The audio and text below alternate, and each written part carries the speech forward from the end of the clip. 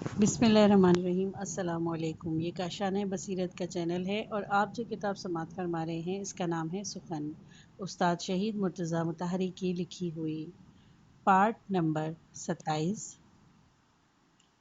رسول اکرم صلی اللہ علیہ وآلہ وسلم فرماتے ہیں کہ یہ آگ جو ہمارے دل میں ہے اور کسی دن اس کے شعلے بھڑکیں گے، کسی دوسرے کو نہ جلائے، اگر جلائے تو اس کو جلائے جس نے ہمارا دل جلایا ہے اور جس نے یہ آگ لگائی ہے۔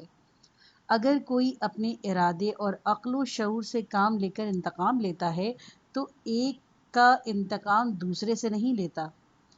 اگر بلخ میں کسی لوہار نے گناہ کیا ہے تو اس کے بدلے میں شوستر میں کسی کثیرے کا گلا نہیں کاٹتا، لیکن جب جذبات عقل پر غالب آ جاتے ہیں اور دل میں چھپا ہوا کینہ اور نفسیاتی گرہیں انتقام پر اکساتی ہیں تو پھر آدمی ان باتوں کا خیال نہیں کرتا۔ رسول خدا صلی اللہ علیہ وآلہ وسلم فرماتے ہیں کہ خدایا ایسا کر کہ ہمارا انتقام اور بغض یہیں تک رہے کہ دشمن کا سر کچل دیں۔ ہماری روح کی گہرائیوں میں بے انصافیوں، مظلومیوں اور بے بسی کے باعث ایسی نفسیاتی گرہیں نہ پڑیں اور انتقام کی ایسی خواہش پیدا نہ ہو کہ ہمارا ذہن گھٹ کر نافرمان، سرکش، بدخواہ اور ظالم ہو جائے۔ ظالم ہی میں سے ایسے مزہ آنے لگے، اسے ظلم ہی سے مزہ آنے لگے اور لوگوں کا کچھ سر کچل کر خوش ہونے لگے۔ متوازن معاشرے میں متوازن اخلاق۔ بلند اخلاق کے معنی ہیں متوازن اور موزوں اخلاق۔ یہ مسلمہ امر ہے کہ اگر معاشرہ متوازن نہ ہو اور سماجی نظام اور معاشرتی قوانین و قواعد موزوں اور متوازن نہ ہوں تو شخص اور انفرادی اخلاق میں بھی موزوں نہیں رہ سکتا۔ معاشرے کے عدم توازن سے صرف مظلوم عوام ہی کا نقصان نہیں ہوتا بلکہ خواص کا وہ طبقہ جو بیشتر مراد پر قبضہ کر لیتا ہے وہ بھی نقصان اٹھاتا ہے۔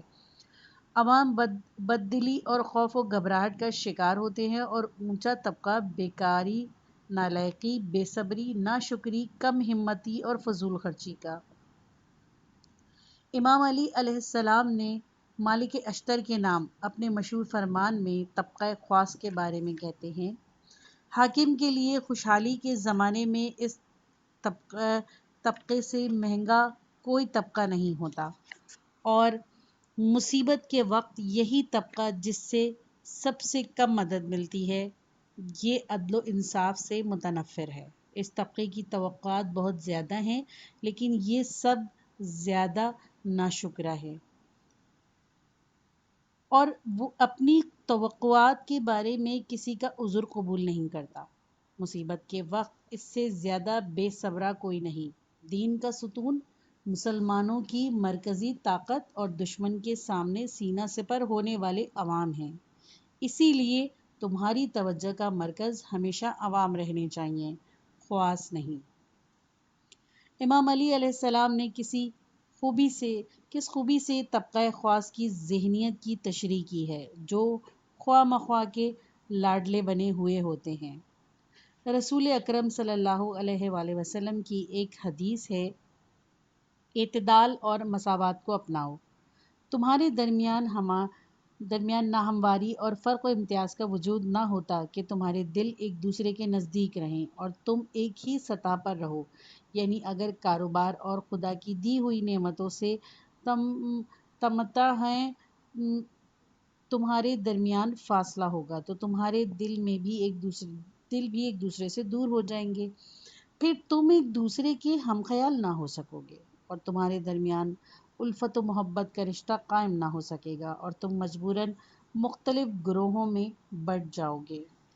قرآن کریم میں ارشاد ہے، ترجمہ سورہ آل عمران آیت نمبر 103: تم سب مل کر اللہ کی رسی کو مضبوطی سے پکڑے رہو اور باہم نہ اتفاقی مت کرو اور تم پر جو اللہ کا انعام ہے اس کو یاد رکھو جب تک جب تم ایک دوسرے کے دشمن تھے، پھر اللہ نے تمہارے دلوں میں الفت پیدا کر دی اور تم اللہ کے فضل سے بھائی بھائی بن گئے۔ اس آیت میں جیسا کہ اس کے مضمون سے ظاہر ہے کہ اسی اتحاد اور اتفاق کی طرف اشارہ کیا گیا ہے جو مسلمان میں اسلام کے سبب پیدا ہوا۔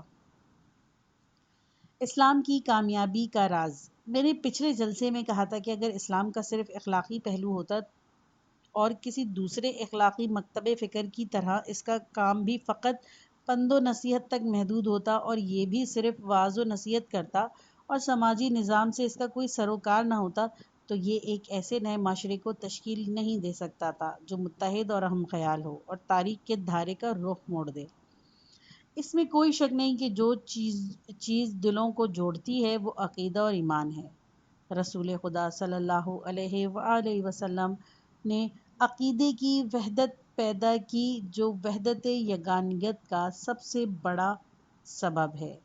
لوگوں کو لا الہ الا اللہ کے پرچم تلے جمع کیا، لیکن آپ نے ایمان و عقیدے پر ہی اکتفا نہیں کیا بلکہ وحدت کے حصول میں جو چیزیں رکاوٹ بن سکتی تھی ان کو دور کرنے کی طرف بھی توجہ دی، موانع و مشکلات کو دور کیا، ان اسباب کی بیخکنی کی جن سے کینہ، حسد اور انتقام کے جذبات برانگیختہ ہوتے ہیں، قانون میں فرق و امتیاز کو مٹایا۔ ظاہر ہے جب اتحاد و اتفاق کے اسباب موجود اور موانع و مفقود ہوں تو الفت و ہم آہنگی خود بخود پیدا ہو جائے گی، لیکن اگر اتحاد و اتفاق کے سب اسباب ہی نہ ہوں گے یا ہوں لیکن رکاوٹیں موجود ہوں تو پھر یگانگت کا پیدا ہونا مشکل ہے۔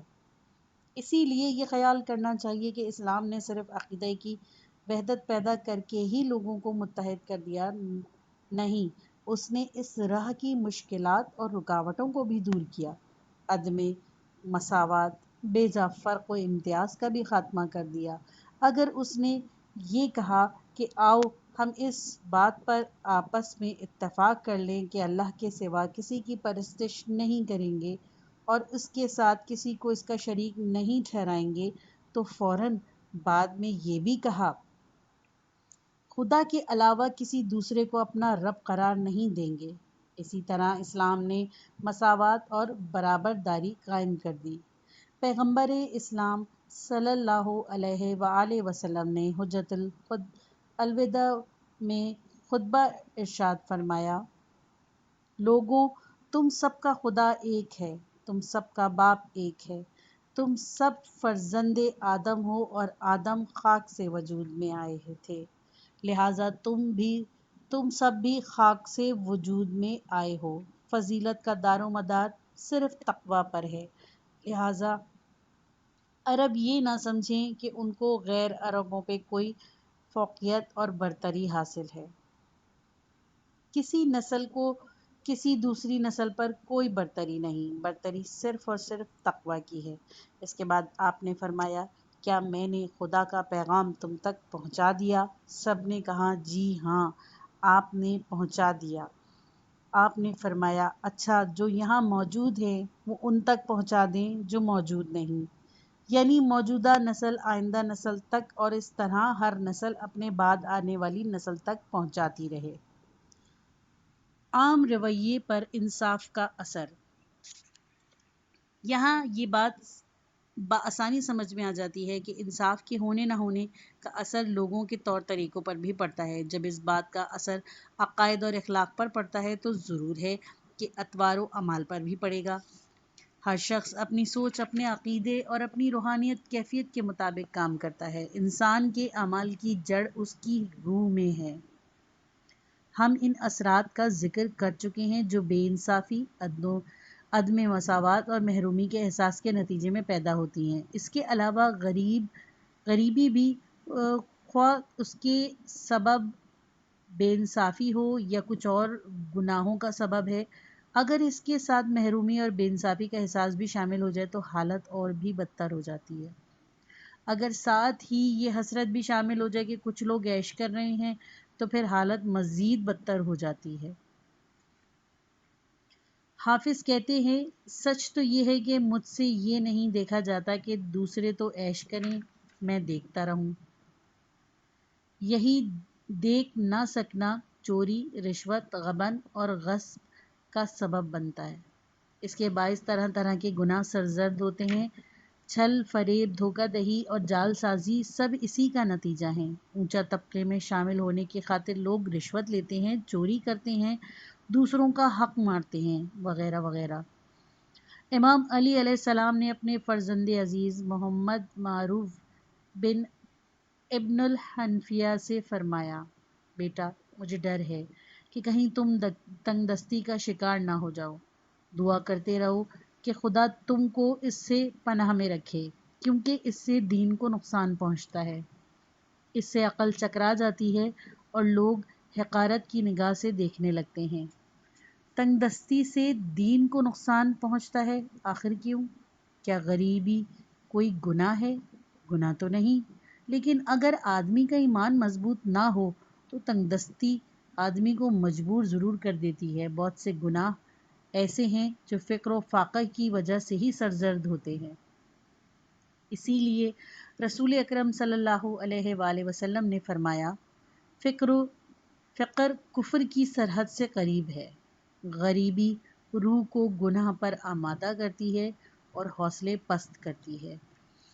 غریبی کا ایک دوسرا نتیجہ یہ ہوتا ہے کہ اس سے عقل چکرا جاتی ہے. غربت اور تنگ دستی میں عقل، فکر و توازن بگڑ جاتا ہے. آدمی صحیح طریقے سے نہیں سوچ سکتا. جس طرح مصیبت سے پریشان خیالی پیدا ہوتی ہے، اسی طرح غریبی سے بھی یہی حال ہوتا ہے. البتہ کچھ لوگ مستثنیٰ ہیں اور ان پر مرو زمانے کا کوئی اثر نہیں. وہ کسی مصیبت سے گھبراتے نہیں، لیکن سب کا یہ حال نہیں ہے. غریبی کا تیسرا نتیجہ یہ ہوتا ہے کہ لوگ حقارت سے دیکھنے لگتے ہیں.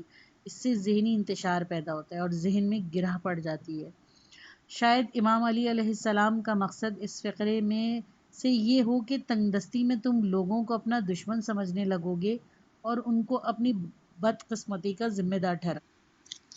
ان بزرگ کا نام صعصع بن سوحان عبدی ہے.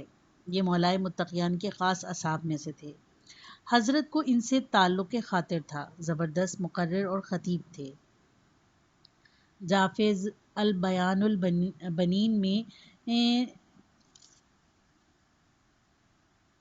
ان کی قوت بیان اور قدرت کی استدلال کا تذکرہ کرتے ہوئے کہتا ہے، ان کی قوت بیان کا سب سے بڑا ثبوت یہ ہے کہ علی علیہ السلام ان سے تقریر کرایا کرتے تھے اور یہ علی علیہ السلام کی موجودگی میں تقریر کیا کرتے تھے.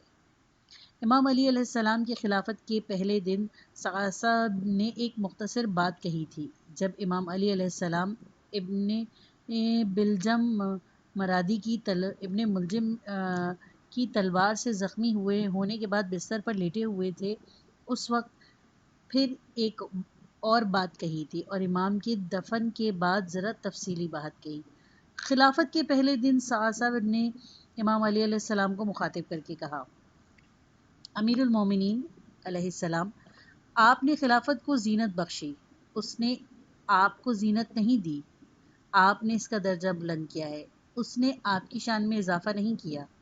آپ کو خلافت کی ضرورت نہیں، خلافت کو آپ کی ضرورت ہے. دوسرا فقرہ صعصع نے اس وقت کہا جب امیر المومنین تلوار کی ضرب سے زخمی ہو چکے تھے.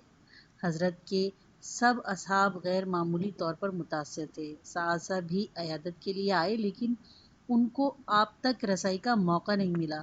کسی سے جو کمرے کے اندر آ جا رہا تھا اپنا سوز دل بیان کیا اور پیام محبت بھجوایا. امیر المومنین علیہ السلام، زندگی اور موت ہر حال میں اللہ کی رحمت آپ کے شامل حال رہے. آپ کے دل میں خدا کی عظمت تھی اور آپ کو معرفت الہی حاصل تھی. جب صعصع کا پیغام امیر المومنین کے پاس پہنچا، آپ نے فرمایا، میری طرف سے صعصع سے کہو، اللہ کی رحمت تمہارے بھی شامل حال ہو. تم بوجھ کم تھے اور مدد تم سے زیادہ ملتی تھی. تیسری بات، صعصع نے حضرت کے دفن کے بعد کہی۔ امیر المومنین علیہ السلام کے جسد مبارک کو رات کے وقت دفن کیا گیا تھا۔ جنازے اور تدفین میں چند مخصوص اصحاب کے علاوہ کوئی شریک نہیں تھا۔ ان میں سے ایک یہی ساسا تھے۔ جیسے ہی لوگ دفن سے فارغ ہوئے، ساسا قبر کے پاس آئے، ایک ہاتھ اپنے دل پر رکھا، دوسرے ہاتھ سے ایک مٹھی خاک لے کر اپنے سر پر ڈالی اور کہا: امیر المومنین علیہ السلام، میرے ماں باپ آپ پر قربان۔ اے ابو الحسن، یہ موت آپ کو مبارک ہو۔ پھر کہا: آپ کی پیدائش بڑی بھاگوان تھی، آپ بڑے صابر تھے، آپ نے خوب جہاد کیا، آپ کا کام نفع بخش رہا، یہاں تک کہ آپ اپنے خالق سے جا ملے۔ ہم دعا کرتے ہیں کہ اللہ ہم کو آپ کے نقش قدم پر چلنے اور آپ کی سیرت پر عمل کرنے کی توفیق عطا فرمائے۔ آپ نے وہ کچھ پایا جو کسی کو نہیں مل سکا، اور آپ کو وہ مرتبہ حاصل ہوا جو کسی کو حاصل نہیں ہو سکا۔ آخر میں دوبارہ کہا: ابو الحسن، آپ کو یہ شہادت مبارک ہو، اللہ نے آپ کو بڑا درجہ دیا، اللہ ہمیں اس اجر سے محروم نہ کرے جو آپ کی وجہ سے ہم کو ملنا چاہیے، اور آپ کے بعد اگر ہم کو گمراہی سے بچائے۔ خدا کی قسم، آپ کی زندگی خیر کی کنجی اور برائیوں کے لیے روک تھی۔ اگر لوگ آپ کی بات مانتے تو ان پر چاروں طرف سے رزق کے دروازے کھل جاتے، لیکن افسوس، انہوں نے آخرت پر دنیا کو ترجیح دی، کہہ کر ساسا خود بھی بہت روئے اور جملہ حاضرین کو بھی رلایا۔ صحیح امتیاز اور غلط امتیاز۔ میں اس جلسے میں عدل و مساوات کے معنی کی تشریح کرنا اور یہ واضح کرنا چاہتا ہوں کہ وہ کس طرح کی اوق، نیق اور فرق و امتیاز ہے جو انصاف کے منافی ہے۔ کیا وہ ہر تفاوت جو مختلف افراد کے درمیان کسی معاشرے میں پائے جائے انصاف کے منافی ہے؟ کیا انصاف کا تقاضا یہ ہے کہ کسی فرد کو کسی دوسرے پر کوئی امتیاز حاصل ہی نہ ہو، یا انصاف کا تقاضا یہ ہے کہ کوئی بیجا اور نامناسب امتیاز حاصل نہ ہو؟ اگر دوسری شخص مقصود ہے تو پھر اس سوال یہ پیدا ہوتا ہے کہ بجا اور بیجا، مناسب اور نامناسب کا معیار کیا ہے؟ تفاوت اور امتیاز کس بنیاد پر ہو تو اسے بجا اور ناجائز سمجھا جائے گا، اور کس بنیاد پر ہو تو اسے بیجا اور ناجائز سمجھا جائے گا؟ امام علی علیہ السلام کی نظر میں عدل کی تعریف۔ میں نے پچھلے جلسے میں امام علی علیہ السلام کا وہ جواب نقل کیا تھا جو آپ نے عدل و وجود کے بارے میں ایک سوال کے جواب میں دیا تھا۔ سوال یہ تھا کہ جود و بخشش بہتر ہے یا عدل و انصاف؟ امام کا جواب یہ تھا کہ عدل بہتر ہے۔ آپ نے اس کی دو دلیلیں بھی دی تھی۔ ایک دلیل یہ تھی کہ عدل ہر چیز کو اس کی اپنی صحیح جگہ پر رکھتا ہے، اور جود و بخشش سے چیزیں اپنی ڈگر سے ہٹ جاتی ہیں۔ آپ نے یہ نہیں فرمایا تھا کہ عدل اس لیے بہتر ہے کہ اس سے سب لوگ ایک ہی صف میں کھڑے ہو جاتے ہیں اور ان میں کوئی فرق و امتیاز باقی نہیں رہتا، بلکہ یہ فرمایا تھا کہ عدل اس لیے بہتر ہے کہ وہ ہر چیز کو اس کی اپنی صحیح جگہ پر رکھتا ہے۔ عدل و جود کے بارے میں امیر المومنین علیہ السلام کے جواب کی بنیاد اس قاعدے پر ہے کہ انصاف کا تقاضا یہ نہیں ہے کہ افراد کے درمیان ہر قسم کا تفاوت ختم کر دیا جائے، بلکہ اس پر ہے کہ جس کا جو حق ہو وہ اس کو ضرور ملے۔ یہاں جیسا کہ میں نے عرض کیا تھا کہ دوسرا سوال یہ پیدا ہوتا ہے کہ استحقاق اور عدم استحقاق اور بجا اور بیجا ہونے کا معیار کیا ہے؟ معاشرہ ایک زندہ جسم کی مانند ہے۔ پہلے کچھ تہمید عرض کرتا ہوں، بعد میں اس سوال کا جواب دوں گا۔ معاشرے کی اس سے بہتر تشبیہ نہیں ہو سکتی کہ اسے زندہ جسم کہا جائے۔ جس طرح جسم اعضاء و جوارح کا مرکب ہے اور اس میں ہر عضو اپنا مخصوص کام کر رہا ہوتا ہے، اسی طرح معاشرہ تشکیل پاتا ہے، اور جن جن کاموں کی معاشرے کو ضرورت ہوتی ہے وہ مختلف افراد اور برادریوں کے درمیان پیشوں کی شکل میں تقسیم ہو جاتے ہیں۔ جسم کے اعضاء میں ہر عضو اپنا مقام اور درجہ رکھتا ہے، کوئی حکم دیتا ہے تو کوئی قبول کرتا ہے، کسی کا درجہ کم ہوتا ہے اور کسی کا زیادہ۔ اس طرح ہر معاشرے میں چاہے اس کا انتظامی ڈھانچہ کیسا ہی کیوں نہ ہو، اور معاشرے میں کوئی بھی نظام حکومت کار فرما کیوں نہ ہو، تقسیم کار کا ہونا ضروری اور لابدی ہے۔ علیحدہ علیحدہ پیشے اور عہدے ہونے لازمی ہیں، ایک طرح کی درجہ بندی بھی ضروری ہے۔ ایک شخص سوچ کر منصوبہ بناتا ہے، دوسرا اسے عملی جامہ پہناتا ہے، ایک حکم دیتا ہے، دوسرا اس کی تعمیل کرتا ہے، ایک اعلیٰ منصب پر فائز ہوتا ہے تو دوسرا ادنا پر۔ معاشرے میں کوئی بھی نظام نافذ ہو، اس کی اپنی مخصوص تنظیم کا ہونا بہت ضروری ہے۔ جس طرح جسم تندرست اور بیمار ہوتا ہے، اسی طرح معاشرہ بھی تندرست اور بیمار ہوتا ہے۔ جسم پیدا ہوتا ہے، نشو و نما پاتا ہے، پھر اس کا انحطاط شروع ہو جاتا ہے اور آخر موت واقع ہو جاتی ہے۔ یہی حال معاشرے کا ہے۔ جسم اگر صحت مند ہو تو سب اعضاء مل جل کر کام کرتے ہیں۔ معاشرہ بھی اگر صحت مند اور زندہ ہو اور اس میں اجتماعی روح موجود ہو تو پھر اس کی بھی یہی صورت ہے۔ معاشرے کو جسم سے خود رسول اکرم صلی اللہ علیہ وآلہ وسلم نے تشبیہ دی ہے۔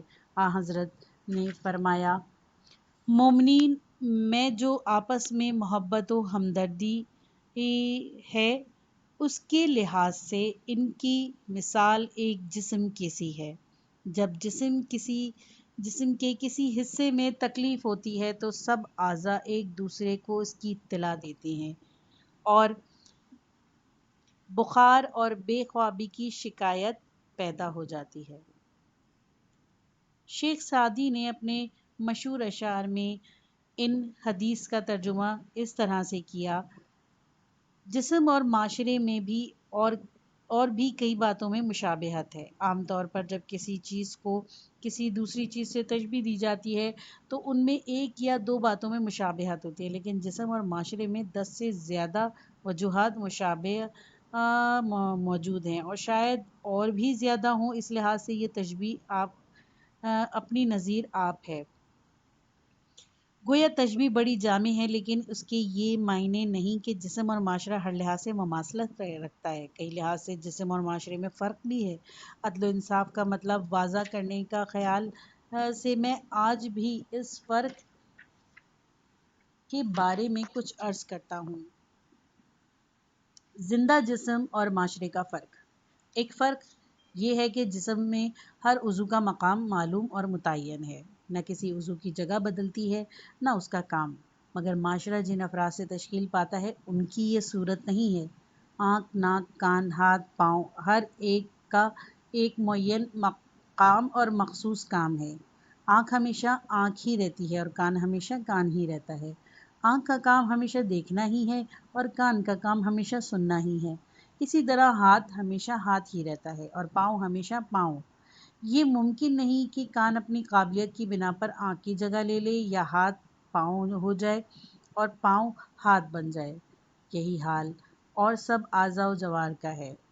دل و دماغ، پھیپھڑا، جگر، معدہ، آنتیں، سب کا ایک ناقابل تغیر کام ہے۔ ہر ایک کو ایک خاص کام کے لیے بنایا گیا ہے اور وہ اس کام کے علاوہ کوئی دوسرا کام انجام ہی نہیں دے سکتا۔ اب دیکھیے معاشرے کے افراد کی کیا صورت ہے۔ کیا یہ بھی اعضاء و جوارے کی طرح کام کرتے ہیں؟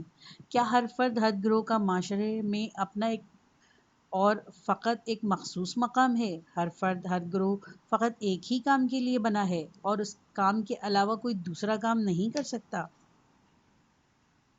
جس طرح آنکھ، کان، ناک، ہاتھ، پاؤں، دل، جگر وغیرہ کا کام معین اور معلوم ہے، کیا افراد اور مختلف ذات و برادریوں کا کام بھی مقرر ہے؟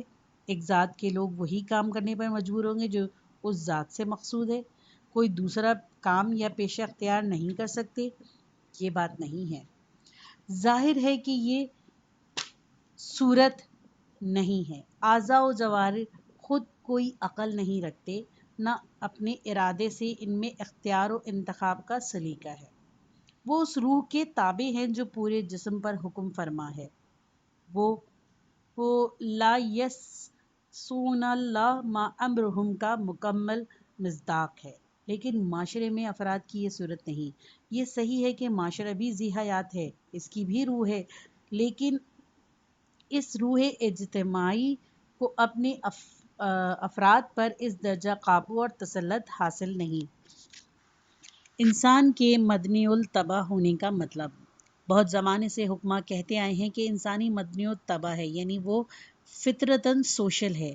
بعد میں آنے والے فلاسفر نے اس فقرے کا مزید تجزیہ یہ کیا کہ انسان فطری طور پر سوشل ہونے کا کیا مطلب ہے۔ اگر یہ مطلب ہے کہ انسان اور نباتات و حیوانات، البتہ بعض حیوانات میں فرق یہ ہے کہ انسان میں جو فطری استعداد موجود ہے اور جن کمالات کو حاصل کرنے کی انسان سے امید کی جا سکتی ہے، اس کا فروغ معاشرتی ذہنی زندگی سے ہی میسر آ سکتا ہے، اور انسانی زندگی کی ضروریات پورا کرنے کے لیے متمدن زندگی کا ہونا ضروری ہے۔ جب تو یہ بات درست ہے، لیکن اگر مطلب یہ ہو کہ قدرتی طور پر انسان معاشرتی زندگی اختیار کرنے پر مجبور ہے اور وہ اس کا ایسا فطری تقاضا ہے جس میں اس کے اختیار و انتخاب کو دخل نہیں، جیسا کہ شہد کی مکھی، دیمک اور چیونٹی جیسے بعض جانوروں کے ساتھ یہی صورت ہے، جن کی فطری ساخت ہی یہی ہے کہ وہ خواہ مخواہ بھی مل جل کر رہیں گے، ان کے افراد اجتماعی زندگی بسر کریں گے اور اپنا مخصوص کام اسی طرح سے انجام دیتے ہیں جس طرح مختلف جسمانی اعضاء انجام دیتے ہیں۔ تو انسان کے مدنی الطبع ہونے کا یہ مطلب صحیح نہیں۔ انسان کی معاشرتی زندگی اس طرح کی نہیں۔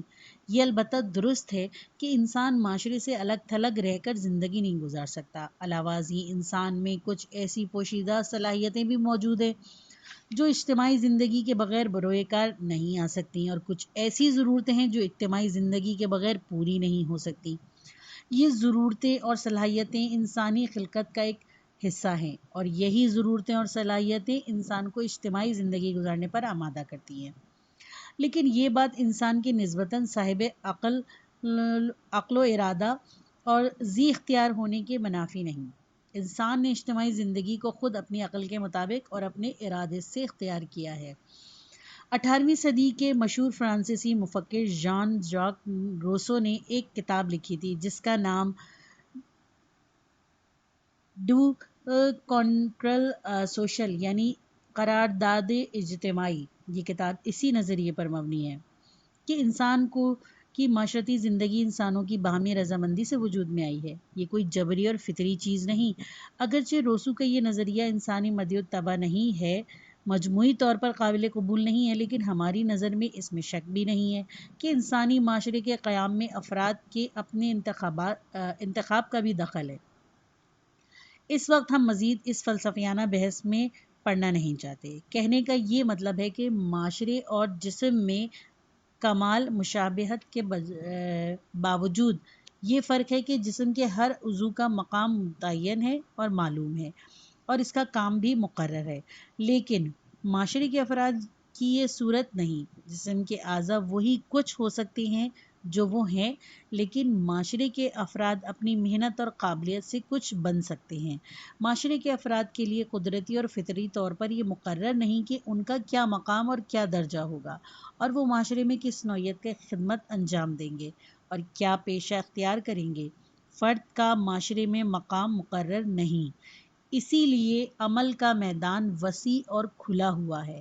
ہر فرد اپنی لیاقت و قابلیت کے مطابق اپنا کام اور پیشے کی آزادی سے انتخاب کر سکتا ہے، اسی لیے اس کے مقام، پیشے اور عہدے میں رد و بدل ہو سکتا ہے۔ کسی کی پیشانی پر یہ نہیں لکھا ہوتا کہ وہ لازماً فلاں کام اور فلاں پیشہ اختیار ہی کرے گا، اور فلاں دوسرا شخص وہ دوسرا کام کہ جس طرح آنکھ، کان، زبان، ہاتھ اور پاؤں کا مقام مقرر ہے، اس طرح یہ مقرر نہیں کہ معلم کون ہوگا، معمار کون ہوگا، بڑھئی کون ہوگا، تاجر کون ہوگا، کسان کون ہوگا اور دندان ساز کون ہوگا، الیکٹریکل انجینئر کون ہوگا اور سول انجینئر کون ہوگا، وغیرہ وغیرہ۔